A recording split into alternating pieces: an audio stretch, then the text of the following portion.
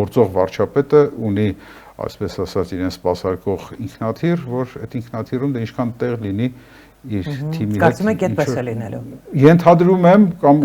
կարծում եմ, որ եթե այդպիսի իրավիճակ լինի, ապա այդ մեխանիզմը աշխատելու եւ հումանիտար միջանց ինքն իրեն է տրամադրելու, անունը դնելու է հետագայում։ Նստելու է ինքնաթիռ, ովքեր կտեղավորվեն այդ ինքնաթիռում։ Այդտեղ կլինեն ինքնաթիռը Airbus 319-ն է, 70-80 այսպես ասած, պասաժիրի տեղ ունի այդ ինքնաթիռը, մի քիչ ձևափոխած է, միգուցե 50 հոգի կարողանա իր հետ տանել, այդ 50 հոգին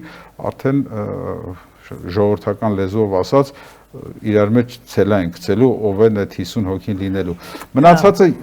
իսկ այն որ պետքա լինի անցումային արդարադատություն եւ այս արհավիրքը հեղինակները, կատարողները,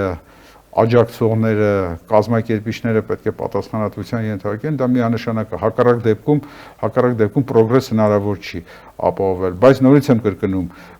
քաղաքական իշխանությունը, որը որ գալու է, պետք է այնքան քաղաքական իմաստություն ունենա եւ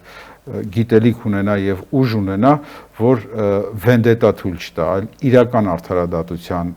իրական արդարադատություն լինի, այլ ոչ թե վրեժխնդրություն լինի եւ Աստված մի արասե այն դատաստանները լինեն, որը որ եղել են, մենք գիտենք, հա, դա պետք է ուղղակի ամեն ինչ անել, որ դա բացառվի։